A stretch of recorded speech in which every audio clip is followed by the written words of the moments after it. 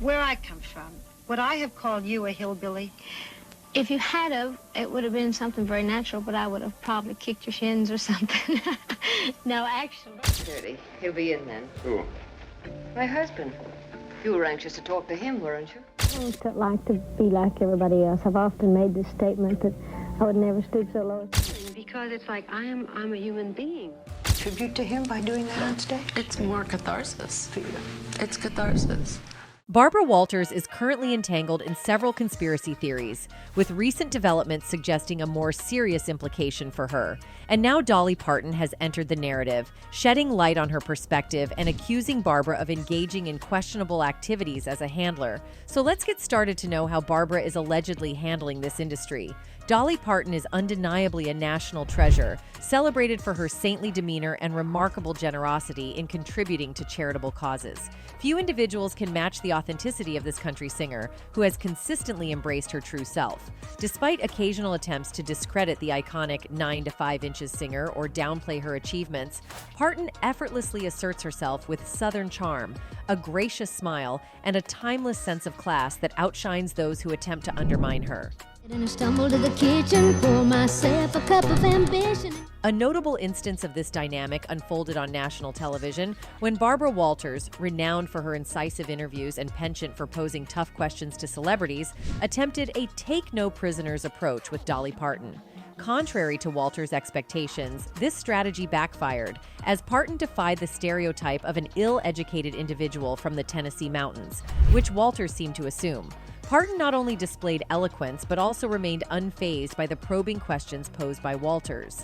The outcome of this encounter further endeared Parton to the viewing audience, solidifying her charm and resilience in the face of challenging interviews. No, actually. But when I think of hillbillies, am I thinking of your kind of people? I think you probably are.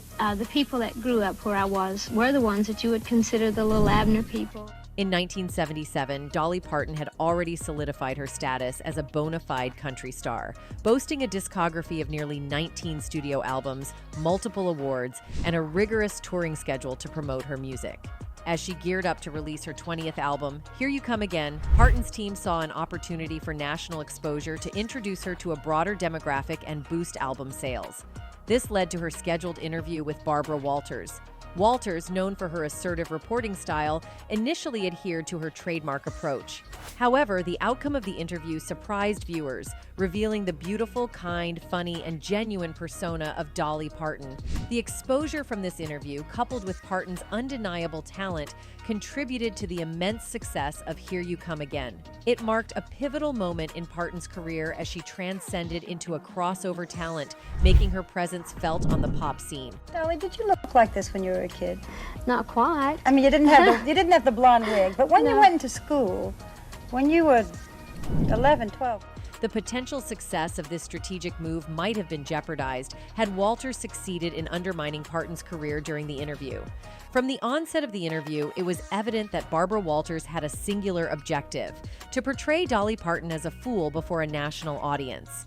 Rather than delving into questions about Parton's songwriting skills or vocal talent, Walters opted for a series of low blows throughout the conversation. Despite the intent to paint Parton as foolish and lacking wit, the outcome was quite the opposite. The tables turned, revealing Walters as the one who appeared foolish due to the questionable line of questioning. "You don't have to look like this. You're very beautiful. You don't have to wear the blonde wigs. You don't have to wear the extreme clothes, right?" Walters asked Parton. "It's certainly a choice," Parton replied. "I don't like to be like everybody else. I would never stoop so low to be fashionable. That's the easiest thing in the world to do." When questioning Parton's looks did not give Walters the answer she wanted, she tried to belittle the Jolene singer by making her feel like the life she was living was a joke. "Do you feel like you're a joke, like people make fun of you?" Right on cue, Parton answers like a pro, saying, "Oh, I know they make fun of me, but all these years the people have thought a joke was on me, but it's actually on them," Parton explained. "I am sure of myself as a person. I am sure of my talent. I'm sure of my love for life and that sort of thing.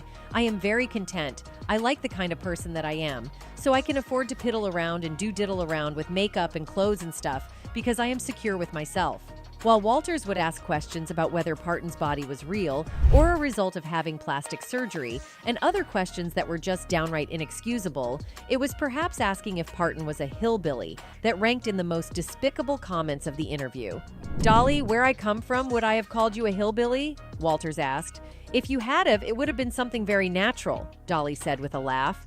"But I would have probably kicked your shins." Barbara Walters not only fell short in her attempt to diminish Dolly Parton, reducing her to a mere caricature of a blonde wig with lots of makeup, but she inadvertently enhanced Parton's appeal to the masses. Parton's popularity soared to new heights as a result. Her adept handling of the interview questions not only left her more beloved by her existing fans, but also garnered new admirers.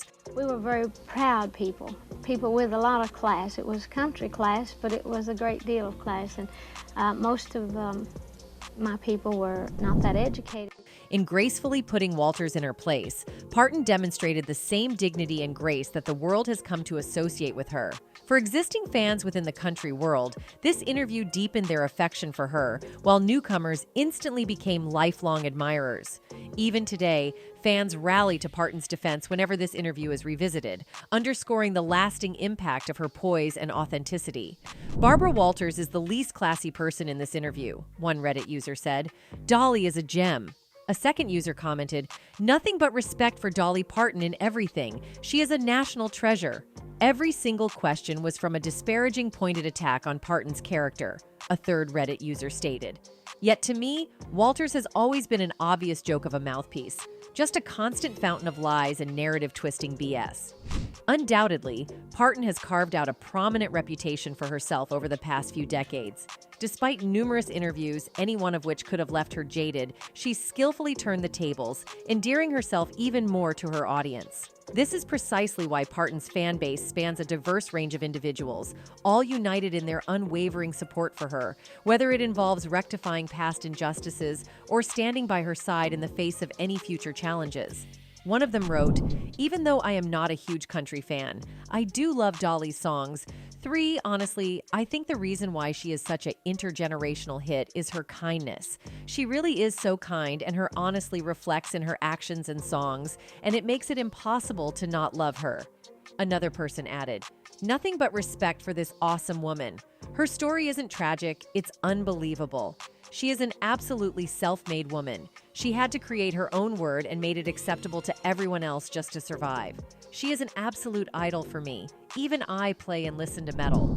Moreover, in 1977, Dolly Parton engaged in an interview with Barbara Walters while in the midst of transitioning into the pop charts to enhance her star power. Despite Parton's numerous interviews during this period, including the one with Walters, she received warnings from those close to her not to proceed. Parton has openly discussed her positive experiences with late-night hosts, but there was apprehension about Walters within her inner circle. Nevertheless, Parton did not find Walters particularly intimidating.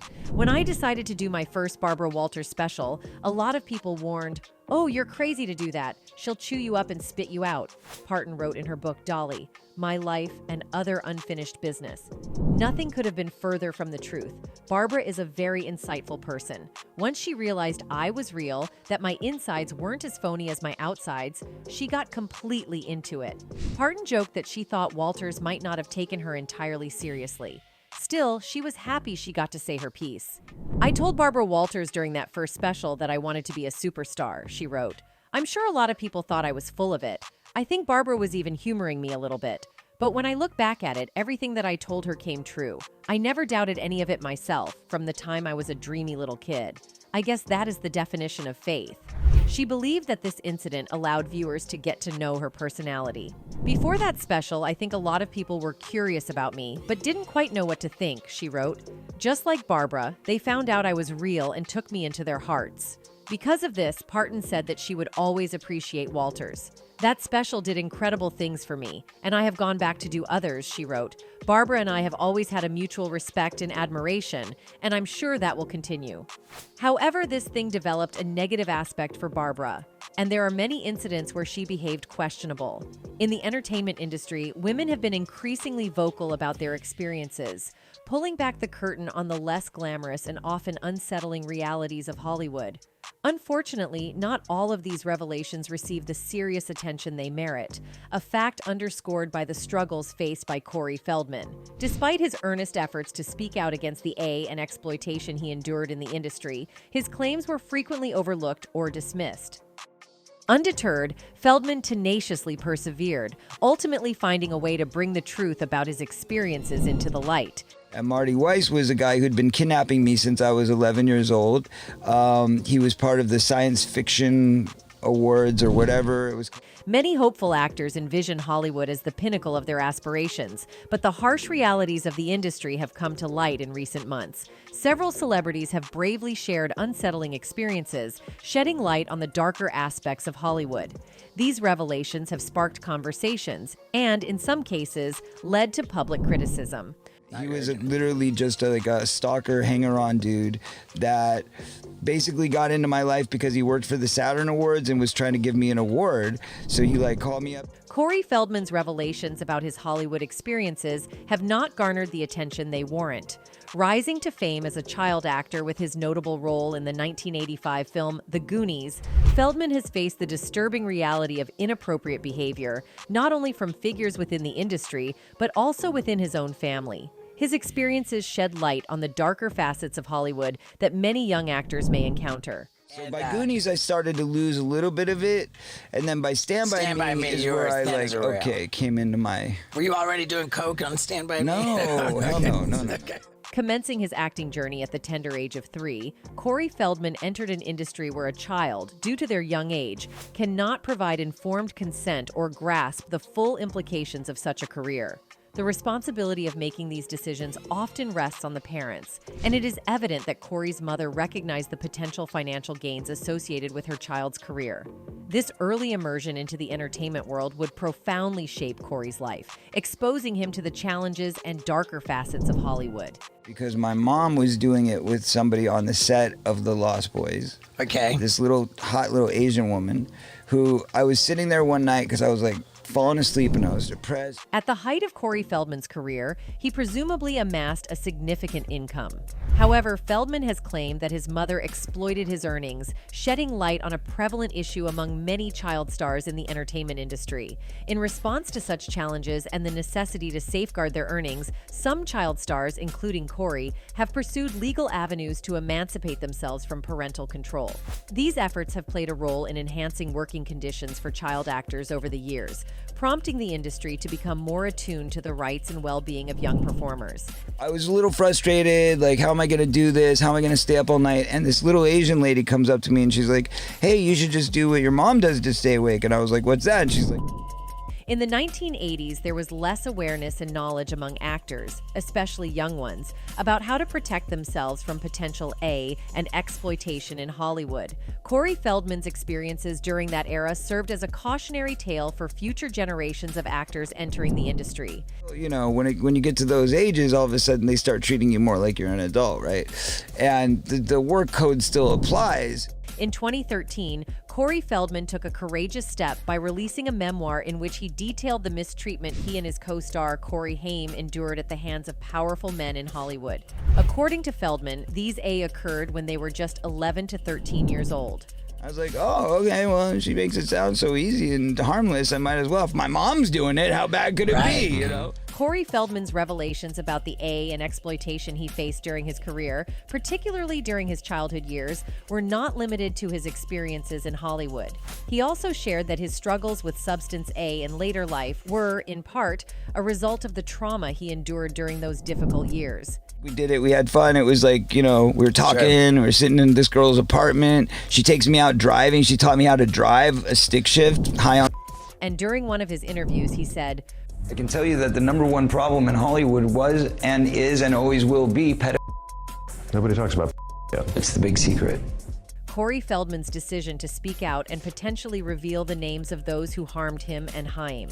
The entertainment industry has long grappled with allegations of mistreatment, especially concerning child actors. The case of Brooke Shields serves as another example of a young actor who faced challenges and exploitation in the industry at a young age.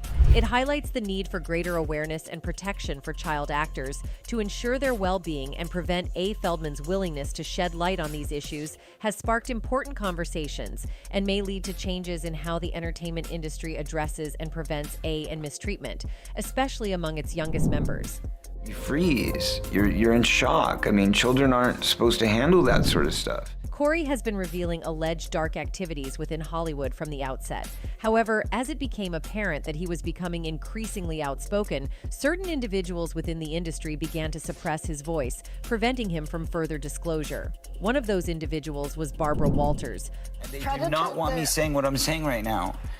Are you saying that they're pedophiles? Yes. Barbra Walters, renowned for her probing interviews, might have pushed the boundaries in a recently unearthed video clip from an October 2013 episode of The View. During the segment, the seasoned media personality delved into the sensitive topic of Corey Feldman's past, A experiences. Feldman had appeared on the show to discuss his memoir, Choreography. And that's what you were saying in your book. When you talk to when you talk to They don't want parents, me here right now. Trust me. Corey. He further went on saying, they would throw these parties where you'd walk in and it would be mostly kids, and there would be a handful of adult men. They would also be at the film awards and children's charity functions. Many observers remarked that Barbra Walters appeared to prioritize Hollywood's reputation over Corey Feldman's allegations of childhood SA during her interview with him. You're damaging an entire industry. I'm sorry, I'm not trying You said to. that- I'm just trying to say that it's a very important, serious topic. The video clip began to gain significant online attention in the midst of the increasing wave of mistreatment allegations against prominent figures in Hollywood, including film producer Harvey Weinstein. Other actors were also sharing their experiences of SH and A in the industry. Numerous social media users rallied behind Corey Feldman's allegations, with many noting that his story was one of the earliest to come to mind when the New York Times and the New Yorker published damning reports about Weinstein. One person among internet users wrote, "I can't believe he didn't stop and just call her out on what she just said. She heard about P and sided with thee. Everyone glosses past it. It's the worst part of a horror movie to me, the realization that everyone is okay with the horror happening." Another one added, "It has taken this man so long to finally tell the truth about what the people with power do to others and have done to him and his friends, or those around them. God bless you, Corey. I pray for you and loved ones. You have finally done it. You can now rest knowing you finally got the truth out." The social media community began demanding an apology from Barbra Walters due to the resurfaced video in which Corey Feldman discussed the mistreatment of children in Hollywood. This incident marked just one instance where Walters faced public scrutiny for her interviewing techniques. The veteran ABC host had faced previous criticism for seemingly favoring powerful figures within the Hollywood industry. No. Prozac? No. Stop. Prescription drugs? Didn't work. The Prozac didn't work. Are you a good mother? Yes. I'm an excellent mother. Ever do drugs in front of your child? In 2014, Barbra Walters made headlines for defending Woody Allen in the midst of resurfaced allegations. This recent criticism coincides with reports that emerged a month ago, describing the former 20/20th Inches host as forgetful, apprehensive about falling, and leading a more isolated life. Her rep, Cindy Berger, told Fox News at the time that the reports were false, adding, "I see Barbra every 2-3 weeks and she's fine. I'm actually seeing her next week for tea." In a different interview with Brooke Shields when she was just 15 years old, Barbra Walters asked the young model a range of invasive questions, including inquiries about her measurements and whether she kept secrets from her mother, who was present during the interview. Walters even went as far as physically comparing herself to the teenager and questioning if she had plans to become a mother in the future. You would have to take your mother or someone, an adult with you. You'd believe me how we can get into movies. All my friends have IDs.